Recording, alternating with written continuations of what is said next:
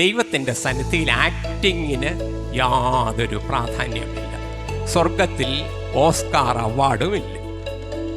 സ്വർഗത്തിൽ Oscar award ഉണ്ടായിരുന്നുവെങ്കിൽ, ആക്ടിങ്ങിന് പ്രതിഫലം ലഭിക്കുമായിരുന്നുവെങ്കിൽ, ഒരു പക്ഷെങ്കിൽ ബെന്തികോസുകാരായിരിക്കുന്ന നമുക്കായിരുന്നേനെ ഏറ്റവും വലിയ ചാൻസ്. കാരണം we are the best among the actors.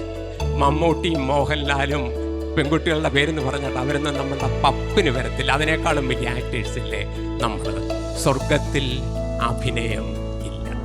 നമ്മൾ സാധാരണ ആരെങ്കിലും എന്തെങ്കിലും പറഞ്ഞാൽ അത് കേൾക്കുന്നത് ചെവി കൊണ്ടാണ്. എന്നാൽ സർവശക്തനായ ദൈവം ചെവി കൊണ്ട് മാത്രമല്ല കേൾക്കുന്നത്. നമ്മൾ എങ്ങനെയാണ് പ്രാർത്ഥിക്കുന്നത്, എത്രമാത്രം ആത്മാർത്ഥതയോടുകൂടി ആണ് പ്രാർത്ഥിക്കുന്നത്, എത്രമാത്രം ഹൃദയവൃത്തിയോടുകൂടിയാണ് പ്രാർത്ഥിക്കുന്നത്, എത്രമാത്രം സിൻസിയറായിട്ടാണ് പ്രാർത്ഥിക്കുന്നത് എന്നത് ശ്രദ്ധിക്കുന്നതായ സർവശക്തനായ ദൈവമാണ്.